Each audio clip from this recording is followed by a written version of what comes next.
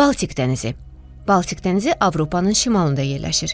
Bu dənizin kənarlarına birinci ən böyük köç 4-cü köç dövründə olub. İkinci ən böyük köç ikinci iqlim dəyişikliyindən sonra, yəni təxminən 8000 il bundan öncə olub. Bu dənizin adı bu dənizin təbii səviyyəsinə görə qoyulub. Dənizin sərvəti balıq və dəniz məhsulları olub. Dəniz Atlantik okeanının qabarması vaxtı qabararaq sahil torpaqlarını su ilə örtür. Bu sahil torpaqlarını su basanda su özü ilə çoxlu balıq və dəniz məhsulları gətirir. Su çəkiləndən sonra bu su basmış torpaqlarda çoxlu balıq və dəniz məhsulları qalıb. Buzdaşma dövründən sonra belə heyvandarlığın yeni əmələ gəldiyi, əkinçiliyin tamamilə olmadığı bir dövrdə bu dəniz sahillərində və bu sahildən kənarda yaşayan insanları qida ilə təmin edib. Bu qida bol və insanlar üçün demək olar az bir zəhmət çəkməklə əmələ gəlib. Bu qidanın hesabına bu dənizin kənarında yaşayan insanlar yaxşı qidalanıb, inkişaf edib sürətlə artıblar. Dənizin kənarlarında yaşayan insanlar ağıllı və güclü olublar. Məsələn, müasir dövrdə dünyanın ən fəal xalqı olan ingilislər bu torpağın yetişdirməsidir. Müasir dövrdə Avropa qitəsində yaşayan xalqların böyük bir hissəsi bu dənizin kənarlarında yaşamış, böyümüş, inkişaf eləmiş Vikinglərin nəslindəndir. Müasir dövrdə bu xalqın kimliyi haqqında dəqiq məlumat yoxdur. Viking adını bu xalqla özləri qoyub, özləri seçib. Mənə elə gəlir ki, bu ad bu xalqın öz adı deyil. Bu Viking sözünü xalq öz boylarına, gücünə, qoçaqlığına görə özlərinə götürdükləri ləqəbdir. Bu xalqın dili haqqında hansı millətə aid olması haqqında heç bir məlumatım yoxdur. Bir onu bilirəm ki, bu xalq keçmişdə türklərin sitayiş elədiyi ocağa, oda sitayiş eləyiblər. Bu xalqın oda sitayiş eləməsi xalqın türklərlə bir yerdə yaşamaqlarına sübutdur. Bəlkə də bu xalq türklərdə və yaxud türklərdən qohumdular. Bu haqda müasir tarixçilər susur. Mən inanmıram ki, buzdaşma dövründən sonra bizim eradan əvvəl 17-16-cı min illiyində 4-cü köç dövründə bu torpaqlara köçmüş insanlar bizim eranın əvvəllərinə qədər dövrdə təkcə Viking xalqını yetişdirsin.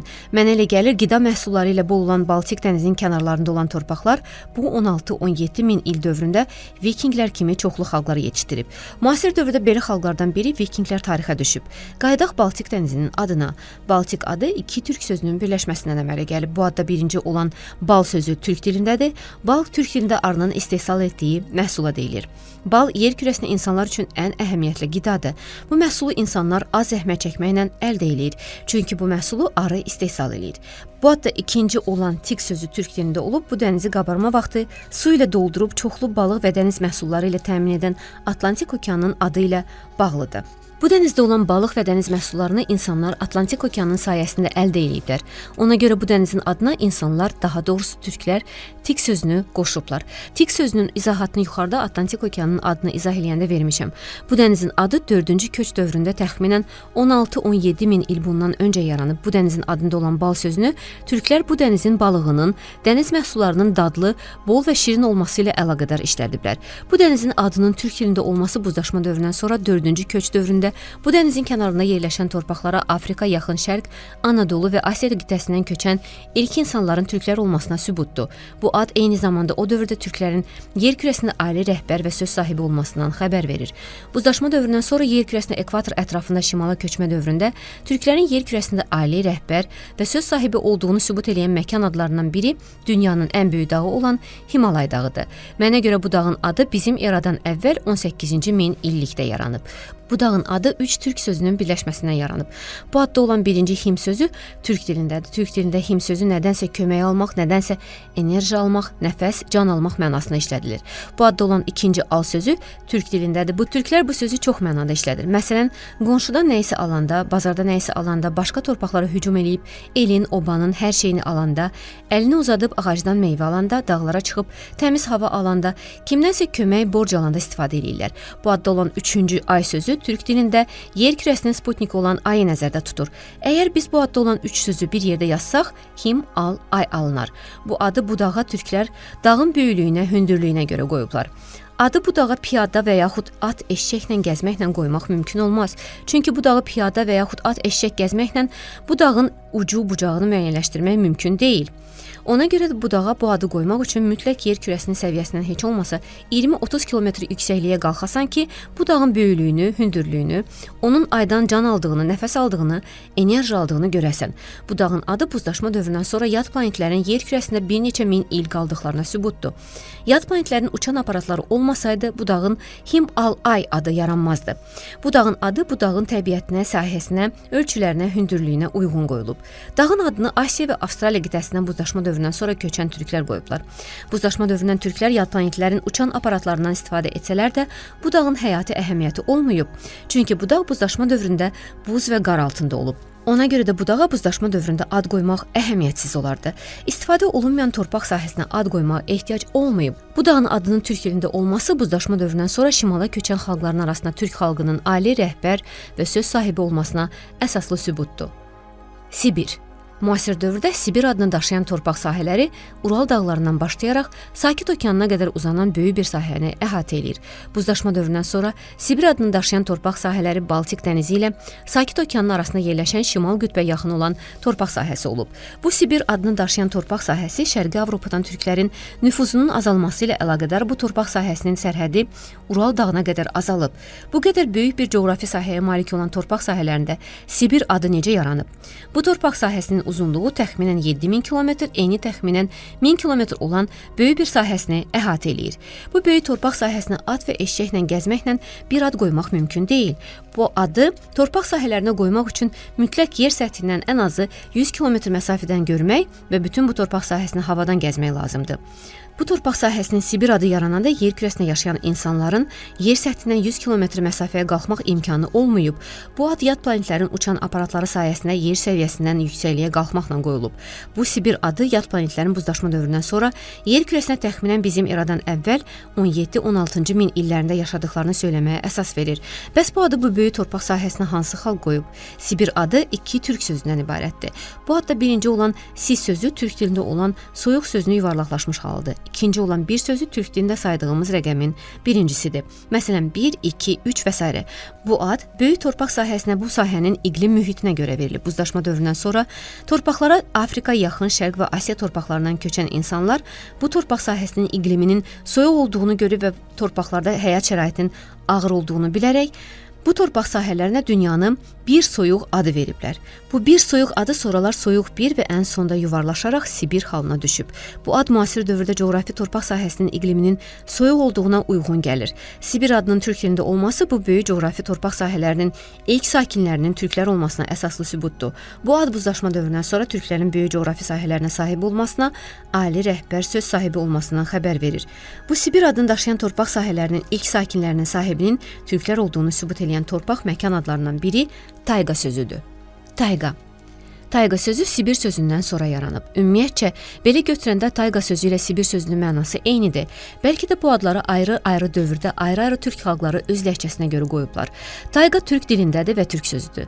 Tayqa iki türk sözünün birləşməsindən yaranıb. Bu adda birinci olan tay sözü türk dilindədir. Türklər iki olanın birinə tay deyirlər. Məsələn, iki olan ayaqqabının birinə bir tay deyirlər. Bir qolunu, bir gözünü, bir böyrəyini itirən insanlara tay qol, tay göz, tay böyrək deyirlər. Tay sözü ilə bağlı Asiya qitəsində çoxlu məkan adları var. Məsələn, Tayvan, Tayland məkan adlarını göstərmək olar. Bu adda ikinci olan qa sözü türk dilində olan qar sözünün yuvarlaşmış halıdır. Bu iki sözün birləşməsindən əmələ gələn tayqar sözünün mənası türk dilində həcminə görə, ölçüsünə görə, hündürlüyünə görə tayı bərabəri olmayan qar sahəsi deməkdir. Mənə elə gəlir ki, bu iki eyni məna daşıyan Sibir, tayqa, yəni soyuq bir və ya tayqar adlarının birinin Afrika qitəsindən köçən türklər, birini isə Asiyadan köçən türklər qoyub. Afrika qitəsindən köçən türklər üçün bu torpaqlar soyuq olduğu üçün bu böyük torpaq sahəsinə soyuq bir adı qoyublar. Asiya qitəsində yaşayan türklər üçün bu torpaq sahəsi böyük qar sahəsi olduğu üçün sahələrə tək, yəni tayı bərabəri olmayan tayqar adı veriblər. Bir də ki, tay sözü ilə bağlı Asiya qitəsində çoxlu məkan adları var. Deməli, tay sözünün ən çox Asiya qitəsində yaşayan türklər işlədirlər. Tayqa, yəni tayqar sözü türklərin buzlaşma dövründən sonra Asiya qitəsindən şimala köçdüklərindən xəbər verir və sübutdur. Bu tayqa adı köç dövründə dünya xalqlarının arasında türklərin ali rəhbər söz sahibi olmasına əsaslı sübutdur. Bu iki eyni məna daşıyan Sibir və tayqa torpaq sahələrinin qərb tərəfində çox da yüksək olmayan Ural dağ silsiləsinə yerləşir. Bu dağ silsiləsi suyun yer kürəsinə gəldiyi dövrdə yaranıb. Bu dağ silsiləsi suyun yer kürəsi ilə toqquşduğu sahədən uzaq olduğu üçün layların bir-birinin üzərinə düşməsi zəif olub.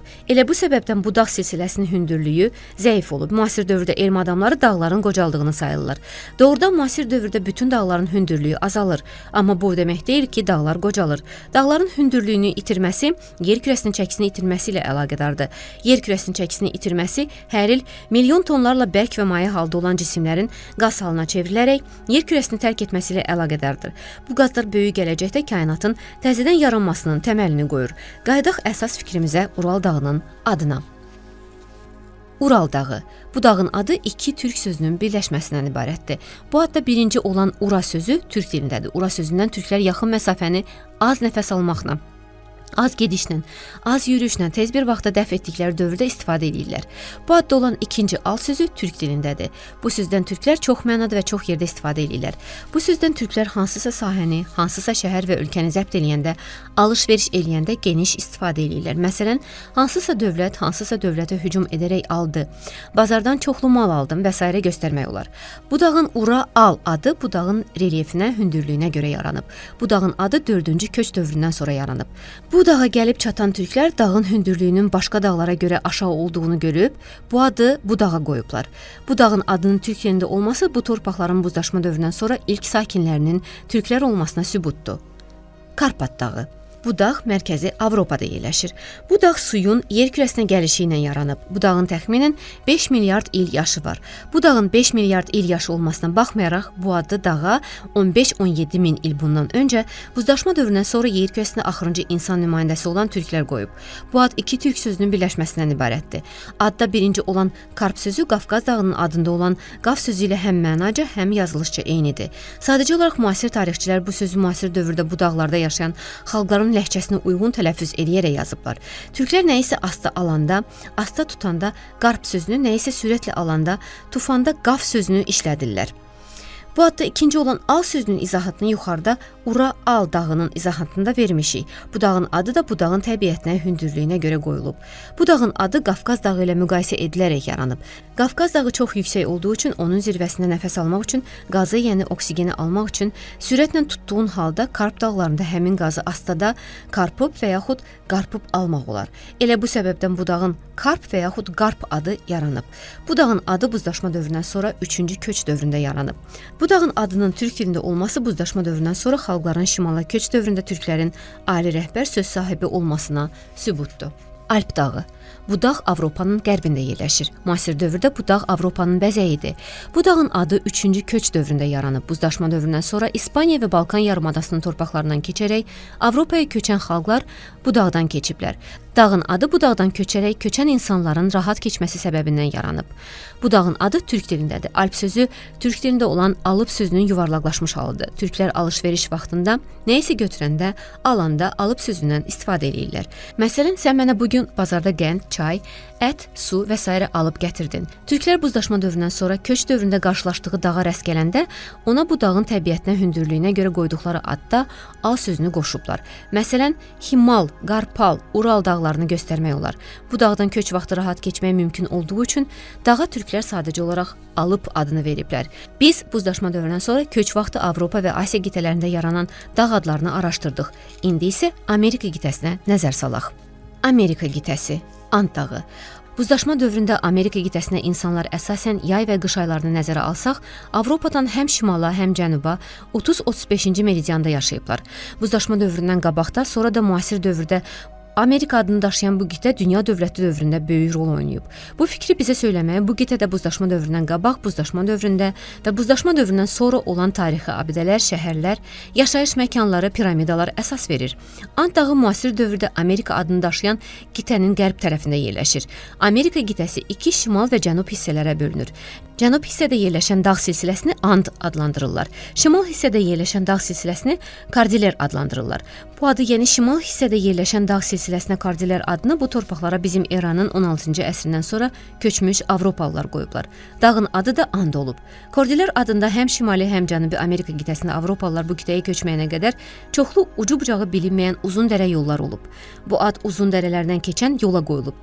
Bu yollarla insanlar Cənubi Amerika qitəsindən şimala, şimal qitəsindən isə cənuba gediş-gəliş eləyiblər. Bu yollardan əsasən ticarət məqsədi üçün istifadə eləyiblər. Belə yollar Afrika, Avropa, Yaxın Şərq və Asiya torpaqlarında da mövcud olub. Bu yolları karvan yolu adlandırıblar.